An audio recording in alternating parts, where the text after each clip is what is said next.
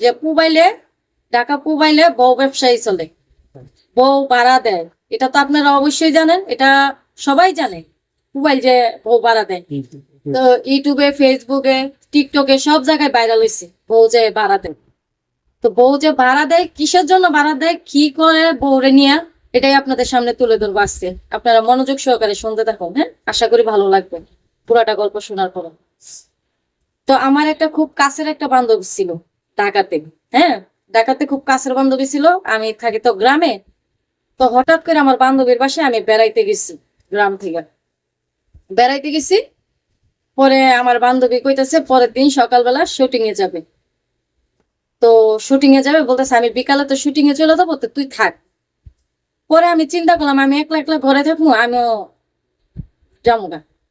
পরে আমার বান্ধবী বলতেছে, আমি তো এখন শুটিং এ চলে যাবো, সন্ধ্যা হয়েছে, বলতেছে শুটিং এ চলে যাবো, তুই থাকবি নাকি ঘরে? আমি কই না, ঘরে আমার ভয় লাগে। তো তাইলে আমার সাথে চল, আমার সাথে যাইলে ভালো হবে তোর। পরে আমি বললাম যে আচ্ছা ঠিক আছে চল। পরে আমিও রেডি হইলাম। তো আমার বান্ধবীর সাথে রেডি হয়ে চলে গেলাম রিসোর্টে। রিসোর্টে যাওয়ার পরে তো আমরা একটা সাজঘরে ঢুকাইছে। পরে আমার বান্ধবীরা সুন্দর করে প্রত্যেকটা রুমে রুমে বউ সাজাইতেছে। তো আমার বান্ধবীরা সুন্দর করে হুবহু বউর মতন সাজায়, শাড়ি টাড়ি পরে, গহনা টহনা পরে রেডি করছে। তারপরে মেকআপ ম্যানে বলতেছে যে এইটাকে তো আমার বান্ধবী। মেয়েটা তো সুন্দর আছে, ওরও বউ সাজায় তো ভালো হবে, লাভ হবে। পরে আমার বান্ধবী বলতেছে তুইও বউ সাজ, ভালো হবে। পরে বলতেছে আমরা তো জামুগা সারা রাত্রে লাগে, তুই কি এক একটা থাকবি না? পরে আমারও মেকআপ ম্যানে বউ সাজাই দিছে, আমিও বউ সাজলাম। তো বউ সাজলে যে কি হয় বা কি না হয় এগুলো তো আমি সঠিক জানি না, আমার এত কিছু বলে। পরে বউ সাইজা আমরা দুইজনে একবারে বাগানের সাইডে একবারে সবাই লাইন ধরাইছে। প্রায় 70-80 জন মেয়ের মতন লাইন ধরাইছে। লাইন ধরানোর পরে অনেকগুলো প্রাইভেট কার আসতেছে, খালি প্রাইভেট কার আসতেছে, সুন্দর সুন্দর সুন্দর সুন্দর ছেলেরা আসতেছে, লোকজন আসতেছে। তো রাইসা যার যার পছন্দ হইতেছে উঠায় নিয়ে যাইতেছে, মেয়েরাই লাফায় লাফায় উঠায় যাইতেছে। মেয়েরা বলতেছে যে তোমারে পছন্দ হয়েছে চলো। পরে মেয়েরাই লাফা লাফা উঠায় যাইতেছে। আমার বান্ধবীরা একজনে পছন্দ করছে, সেও চলে যাইতেছে, লাভ ভাইরা গাড়িতে উঠে গেছে। আমি তো ব্যাগ লইয়া তাকায় লিছি। পরে আমারও পছন্দ করছে, একটা লোকে আমারও পছন্দ করছে। পরে আমি যাইতে চাই না, পরে আমার জোর কইরা প্রাইভেট কারে উঠাইছে। পরে উঠে আমার নিয়ে যাইতেছে, গেছি, যাইতেছি যাইতেছি যাইতেছি যাইতেছি যাইতেছি। পরে কইতাছে সারা রাত্র কিন্তু থাকতে হবে, ওই লোকজনের বলছে সারা রাত্র কিন্তু থাকতে হবে। পরে আমি বললাম আচ্ছা ঠিক আছে। পরে এই কথা যখন বলছে, আমি তো মনে মনে চিন্তা করতেছি, ভাবতেছি আল্লাহ সারা রাত ঘেরা কি না কি করে, কত কিছু করতে পারে, খারাপ কাজ টাজ করতে পারে।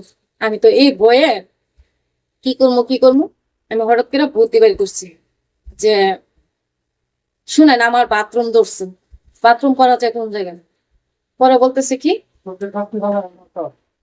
বাথরুম ধরছে, তো আমরা দেখি কোনো জায়গা পাই কিনা।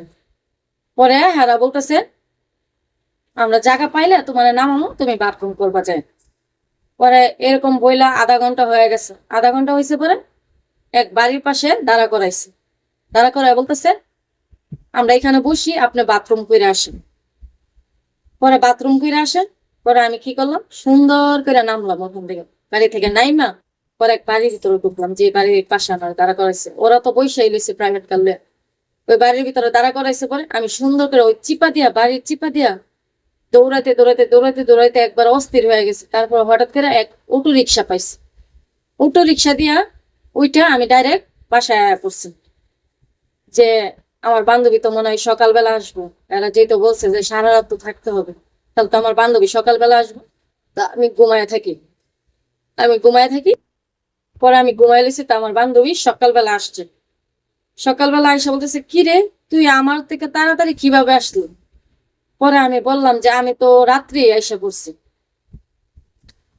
পরে বলতেছে কেন এসে পড়ছো তুই, তোর টাকা পয়সা দেয় না?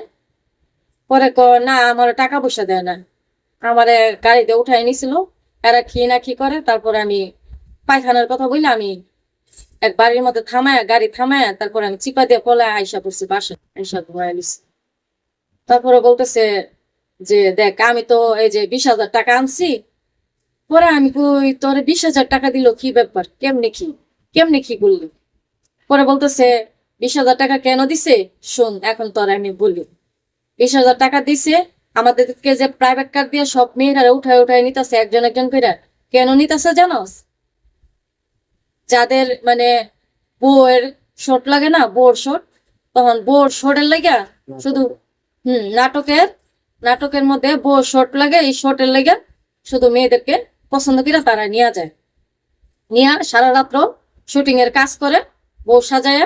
তখন কাজ শেষ হয়ে যায়, তখন যে যেমনে তারা টাকা পয়সা পেমেন্ট ক্লিয়ার করে দেয়, তখন চলে আসে। অন্য খারাপ কিছু না, ব্যাক কল। পরে আমি তো ব্যাক কল এলাম, হাই হাই আমি কি করলাম, আমিও তো 20,000 টাকা আনতে পারতাম। তখন দর্শক ভাইয়েরা বোনেরা, তো এটাকেই বলে বউ ব্যবসায়ী।